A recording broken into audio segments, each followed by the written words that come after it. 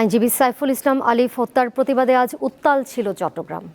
এই ঘটনার জন্য ইন্টারন্যাশনাল সোসাইটি ফর কৃষ্ণার কনসাসনেস বা ইসকনকে দায়ী করে সংগঠনটিকে নিষিদ্ধের দাবি জানিয়েছে বৈষম্য বিরোধী ছাত্র আন্দোলন ও বিভিন্ন শ্রেণী পেশার মানুষ। বন্দরনগর চট্টগ্রামের জমিয়তুল ফালা মসজিদ প্রাঙ্গণ। আইনজীবী সাইফুল ইসলাম আলিফের জানাজায় হাজার হাজার মানুষ। ইসকনের সাবেক নেতা চিন্ময় কৃষ্ণ দাস ব্রহ্মচারীর জামিন নামঞ্জুরের পর চট্টগ্রাম আদালত এলাকায় সৃষ্ট সহিংসতার সময় তরুণ এই আইনজীবীকে কুপিয়ে হত্যা করা হয়।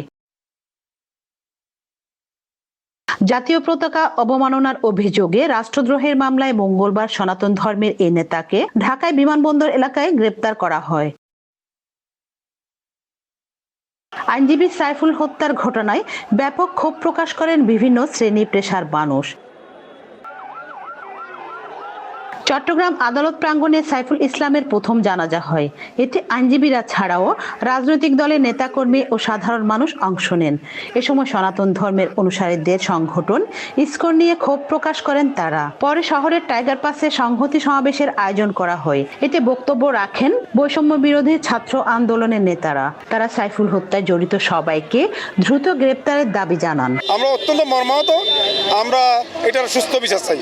আদালতের মতো পবিত্র জায়গাকে কলুষিত করলো, ওখানে সন্ত্রাসী করলো, পুলিশ প্রশাসন কোথায়?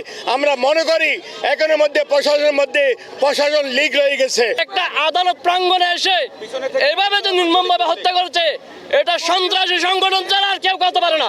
আইনজীবী হত্যার প্রতিবাদে Wasa, Tiger Pass, New Market, Bahaddarhat এলাকায় বিক্ষোভ করেছে বৈষম্য বিরোধী ছাত্র আন্দোলন ও বিভিন্ন সংগঠন।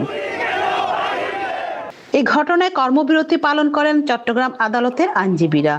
বিকেলে লোহাগাড়ায় চুনতি এলাকায় তৃতীয় জানাজা শেষে আইনজীবী সাইফুল ইসলাম আলিফকে পারিবারিক কবরস্থানে দাফন করা হয়। রুনা আনসারি, দীপ্ত সংবাদ, চট্টগ্রাম।